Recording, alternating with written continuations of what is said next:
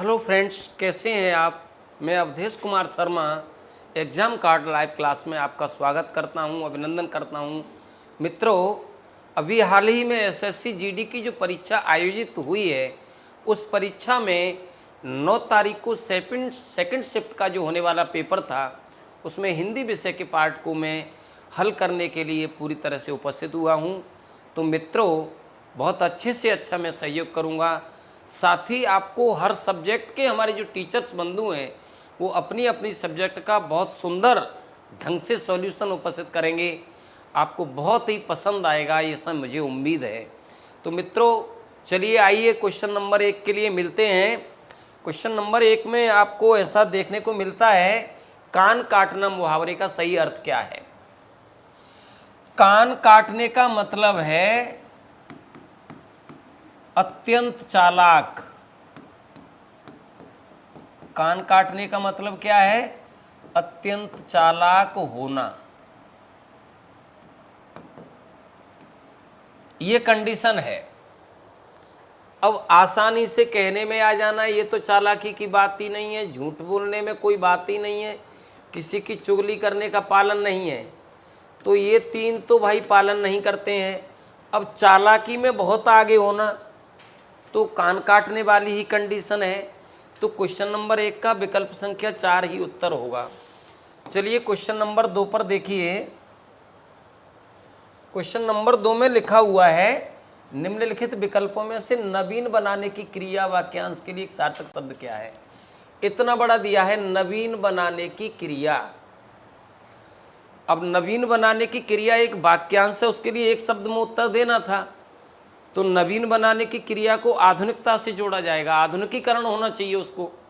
अभी देखते हैं, आर्थिक इसका पालन नहीं करता है, सर्वमत पालन नहीं करता है, परंपरावादी पालन नहीं करता है, आधुनिकीकरण ही इसका पालन करता है, नवीनीकरण का। नवीनीकरण आधुनिकीकरण का पालन करता है। तो क्वेश्चन नंबर 2 का उत्तर क्या होगा? ये होगा। क्वेश्चन नंबर 3 की ओर ध्यान देना।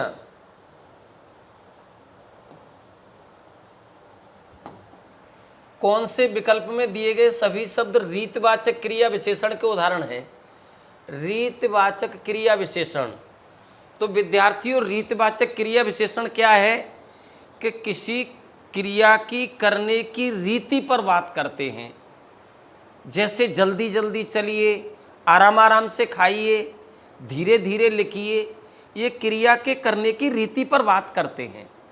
तो अब आपको देखना है कि रीतिवाचक क्रिया की उदाहरण है आज, आजकल, प्रतिदिन।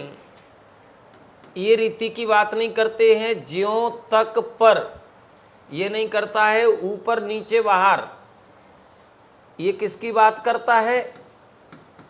स्थान की। और ये किसकी बात करता है?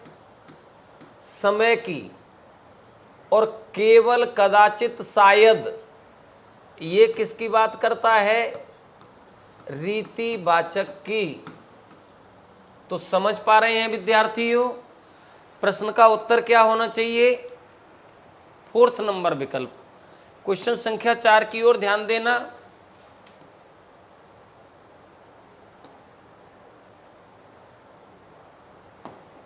विद्यार्थियों, लिखा है, निम्नलिखित वाक्य में रेखांकित खंड के स्थान पर प्रयुक्त होने वाले सबसे युक्त विकल्प का चयन करिए।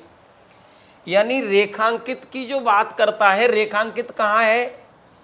रेखांकित में शब्द कौन सा है? झुंड। इसके नीचे रेखा लगाई गई है विद्यार्थियों। अब सेंटेंस को देखना है कि प्लेट में अंगूर का झुंड है।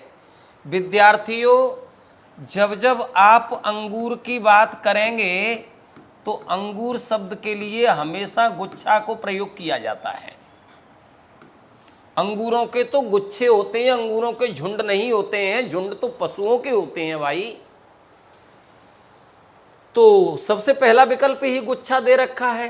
छल्ला नहीं है, दल नहीं है, समूह नहीं है।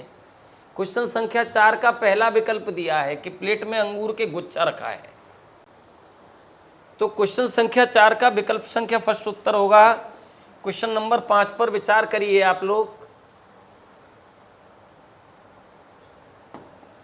निम्नलिखित वाक्यांश में एक शब्द क्या होगा, यानी एक शब्दों का एक समूह लिखा हुआ है, उस समूह का जो अर्थ है वो एक शब्द में से जो अर्थ प्रदान करने वाली दशा है उस दशा का पालन करना है हमको।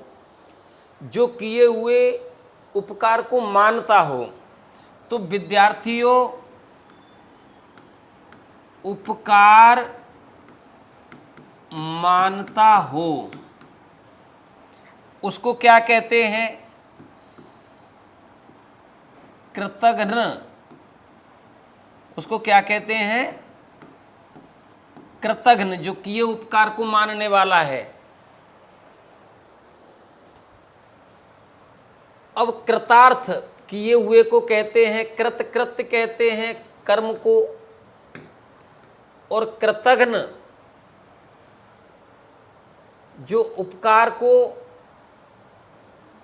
नहीं माने, और कृतज्ञ का मतलब क्या है, उपकार मानने वाला।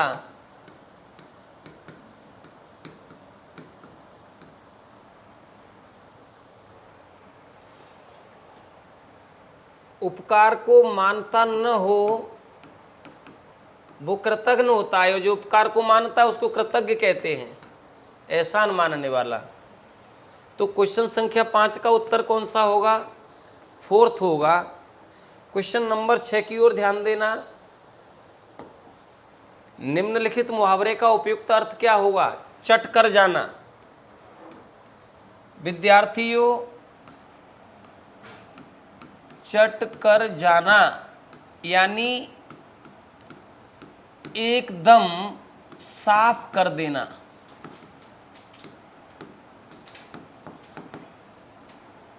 जैसे भगवान शिव की बारात गई तो बारातियों ने जितना भी खाना बनाया सबको एकदम से चट कर गए, कुछ भी नहीं बचने दिया। तो पहले ही विकल्प में मिल गया, खा जाना, मर जाना नहीं है, सो जाना नहीं है, घूस लेना नहीं है।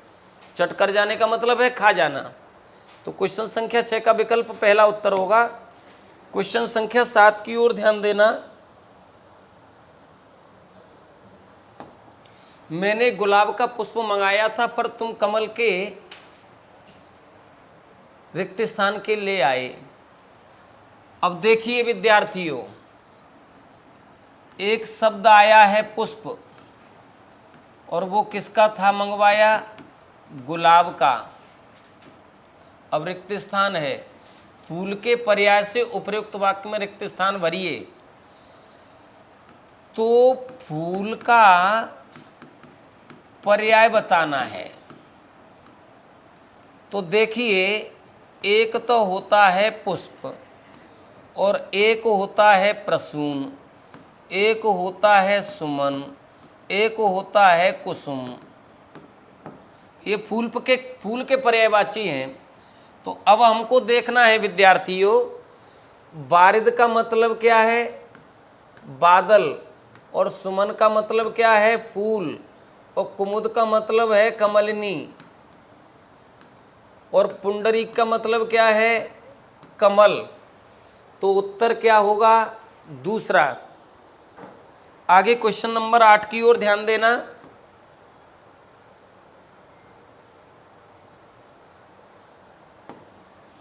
पांच टन कोयले, इस वाक्य में रेखांकित शब्द के स्थान पर उचित क्या होगा, कितना है, थोड़ा ध्यान देना।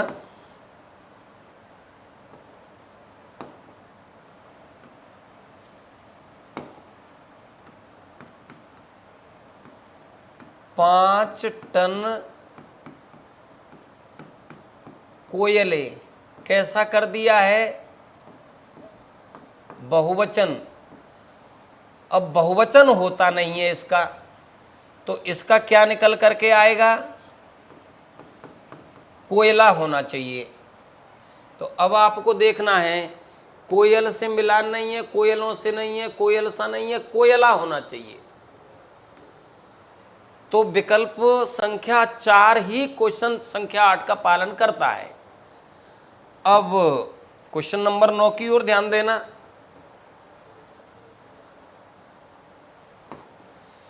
क्रिया विशेषण के प्रकार और उसके उदाहरण का निम्न में से कौन सा युग्म सही नहीं है।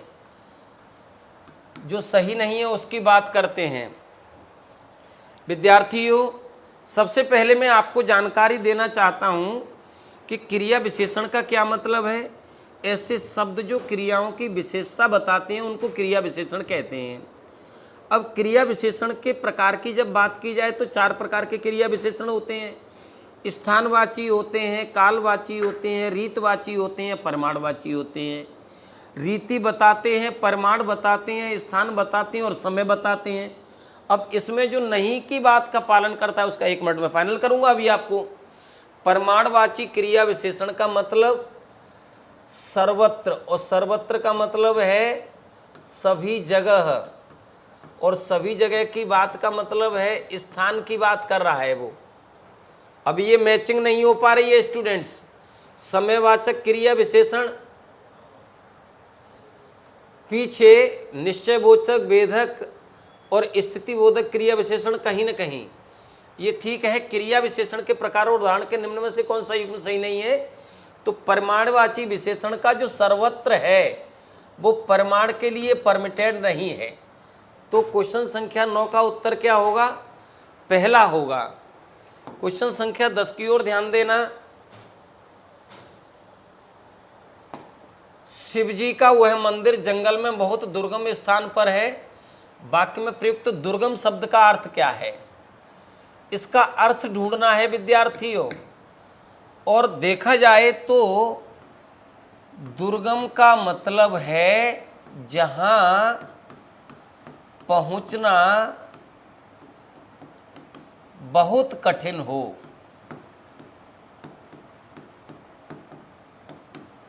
जहां पहुंचना बहुत कठिन हो उसको दुर्गम कहते हैं। तो अब देखना है भाई, जहां पहुंचना संभव हो ये तो कोई मतलब नहीं है, लेकिन जहां पहुंचना बहुत कठिन हो उसको दुर्गम कहते हैं। जहां जाना अच्छा लगता हो पालन नहीं करता है, जहां का रास्ता अच्छा हो ये पालन नहीं करता है। तो क्वेश्चन नंबर 10 का उत्तर क्या होगा, जहां पहुंचना बिल्कुल कठिन होता है उस स्थान को दुर्गम स्थान कहते हैं। आगे क्वेश्चन नंबर 11 की ओर ध्यान देना।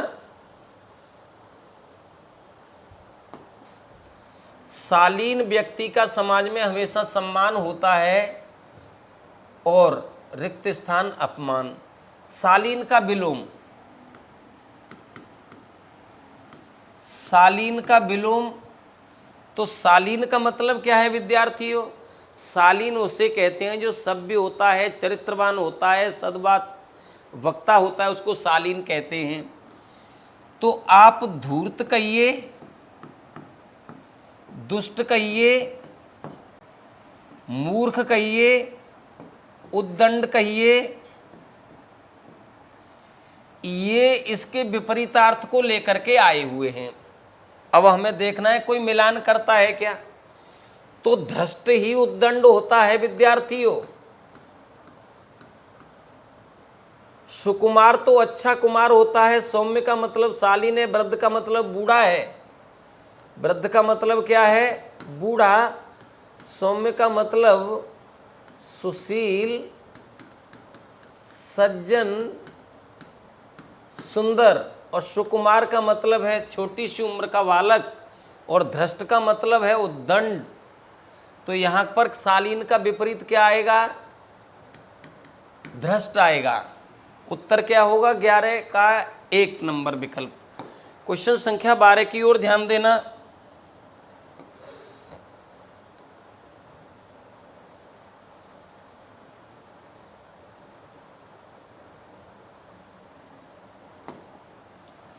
निम्न में से किस वाक्य में सुकुमार के सही पर्यायवाची शब्द का प्रयोग हुआ है। शब्द क्या लिया है, सुकुमार, और बताना क्या है, पर्यायवाची। तो सुकुमार का मतलब है नवयुवक, सुंदर पुत्र, सद आचरण वाला बालक, ये इसके पर्यायवाची हैं। सुकुमार के पर्यायवाची शब्द का प्रयोग करना है। रमेश बहुत भोला है, यहाँ कोई पालन नहीं करता। यौवन चिरकाल तक नहीं रहता, यहाँ पालन नहीं करता है। वह छोटा बालक है, यहाँ पालन नहीं करता है। पुष्प अत्यंत सुकोमल होता है, ये किसका पालन करता है? सुकुमार का पालन करता है। तो क्वेश्चन नंबर 12 का उत्तर क्या होगा? ये 4th स्टेप होगा। क्वेश्चन नंबर 13 की ओर ध्यान देना। सोहन की व्यवस्था अच्छा नहीं है, इस वाक्य में अशुद्धि पहचानिए। सोहन का व्यवहार अच्छा नहीं है। अब यहां पर आया है कि और होना चाहिए का, क्योंकि व्यवहार के लिए वैलिड है वो ये है। तो देखिए, अच्छा ठीक है ठीक है, नहीं ठीक है, लेकिन की जगह पर क्या होना चाहिए? का होना चाहिए। तो आप समझ पा रहे हैं विद्यार्थियों, क्वेश्चन संख्या 13 का उत्तर क्या होना चाहिए? ये होना चाहिए। आगे ध्यान देना, क्वेश्चन संख्या 14 की ओर। निम्न वाक्यांश के लिए सार्थक शब्द का सही विकल्प चुनें। जिसकी कोई सीमा नहीं हो, उसको एक शब्द में उत्तर देना है। तो जिसकी कोई सीमा नहीं होती है उसको असीम कहते हैं। उसको क्या कहते हैं? असीम, जिसकी कोई सीमा नहीं है। सीमांत का मतलब है सीमा का अंत, और सीमित का मतलब है सीमाओं से घिरा हुआ, और असीम का मतलब है जिसकी कोई सीमा नहीं हो, और ससीम का मतलब है जिसकी सीमा हो। तो अभी आपको समझ में आया है, जिसकी कोई सीमा नहीं होती उसको क्या कहते हैं? असीम कहते हैं। क्वेश्चन नंबर 14 का विकल्प संख्या 3 उत्तर होगा। आगे ध्यान देना, क्वेश्चन नंबर 15 की ओर। निम्नलिखित वाक्यों में से शुद्ध वाक्य का चयन करना है। विद्यार्थियों, कुछ वाक्य लिखे हुए हैं और उनमें से जो शुद्ध वाक्य है उसका चयन करना है। अब वाक्यों में अशुद्धि हो सकती है, लिंग की हो सकती है, काल की हो सकती है, कारक की हो सकती है, वचन की हो सकती है। अभी आप देखिए भाई, निराशा की किरण छाई हुई हैं। विद्यार्थियों, भावार्थ ही गलत है, भावार्थ गलत है इसका। किरणें तो आशा की होती हैं। निराशा के बादल छाए हुए हैं, ये पूरी तरह से पालन करते हैं। निराशा का प्रकाश छाया हुआ, निराशा में प्रकाश होता ही नहीं है। निराशा का उजाला छाया हुआ, इसमें उजाला नहीं होता है। तो ये पालन नहीं करता, ये पालन नहीं करता, ये पालन नहीं करता। विकल्प संख्या 2 ही पालन करता है। निराशा के बादल छाए हुए हैं। क्वेश्चन संख्या 15 का विकल्प संख्या 2। क्वेश्चन संख्या 16 की ओर ध्यान देना। एक गद्यांश दिया हुआ है और उस गद्यांश के बीच बीच में कुछ रिक्त स्थान पड़े हुए हैं। उन रिक्त स्थानों को उचित शब्दों से पूरा करना है। क्वेश्चन संख्या 16 के लिए अब प्रयास करते हैं। पर्यटन या देशाटन एक ही अर्थवाची हैं। विद्यार्थियों, बात ये आती है कि अर्थवाची का मतलब है अर्थ बताने वाले, अर्थ बताने वाले। और अर्थ बताने वाले कौन हो सकते हैं? शब्द हो सकते हैं। शब्द ही अर्थों को बताते हैं। तो वस्तु नहीं हो सकता है, शब्द दिया हुआ है, विकास नहीं है, ज्ञान नहीं है। क्वेश्चन संख्या 16 में क्या भरा जाएगा? शब्द। अर्थवाची शब्द हैं। पर्यटन या देशाटन का एक ही अर्थवाची शब्द है। या तो पर्यटन कहना चाहिए या देशाटन कहना चाहिए, दोनों एक ही शब्द हैं। क्वेश्चन संख्या 17 की ओर ध्यान देना। क्वेश्चन संख्या 17 में रिक्त स्थान की पूर्ति के लिए सबसे उपयुक्त विकल्प का चयन करिए। इसका शाब्दिक अर्थ है देश विदेश में घूमना, देश विदेश में घूमना, भ्रमण करना, सैर करना, ये चीजें हो सकती हैं। तो आश्चर्य से मिलान नहीं होगा, मैत्री से मिलान नहीं होगा, निकल से नहीं होगा, भ्रमण से मिलान होगा बंधुओं। देश विदेश में क्या करना चाहिए? भ्रमण करना चाहिए। तो उत्तर कौन सा होगा? फोर्थ विकल्प।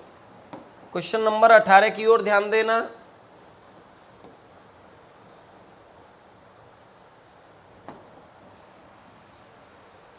रिक्त स्थान की पूर्ति के लिए सबसे उपयुक्त विकल्प का चयन कीजिए।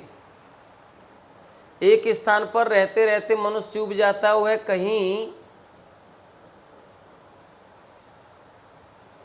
घूमने जाना चाहता है, स्थानों पर जाना चाहता है देखने पढ़ने के लिए।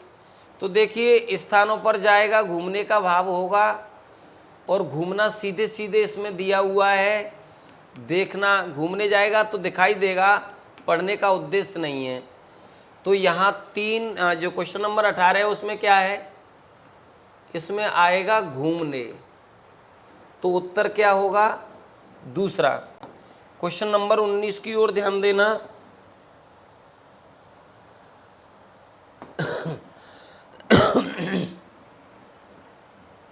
मनुष्य में रिक्त स्थान की पूर्ति के लिए शब्द चयन करना था। मनुष्य में जिज्ञासा वृत्ति होती है जो उसे अपने देश के विषय में ही नहीं बल्कि विदेशों के बारे में भी जानने की प्रेरणा देती है। तो विद्यार्थियों, यात्राओं से पालन नहीं करता, राष्ट्र से नहीं करता, दूर से नहीं करता, अपने देश की जानकारी तो रखना चाहता है मनुष्य, लेकिन विदेशों की जानकारियां भी रखना चाहता है। वो उसकी जिज्ञासा है, उसके जानने की इच्छा है। तो रिक्त स्थान में क्या आएगा? विदेश। विकल्प संख्या दूसरा। क्वेश्चन नंबर 20 ध्यान देना। विद्यार्थियों, जानने की प्रेरणा देती है, वह नई वस्तुओं को जानना चाहता है, उसके सौंदर्य को निहारना, देखना चाहता है। तो वहाँ के सौंदर्य को क्या करना चाहता है? देखना चाहता है, निहारना चाहता है। अब आपको देखना है भाई, सौंदर्य परखा नहीं जाता है, भेजा नहीं जाता है, लाभ नहीं है, सौंदर्य तो निहारा जाता है विद्यार्थियों। तो इस प्रकार मैंने इन 20 प्रश्नों का बहुत अच्छे प्रकार से सही प्रकार से एक्सप्लेन किया है। इससे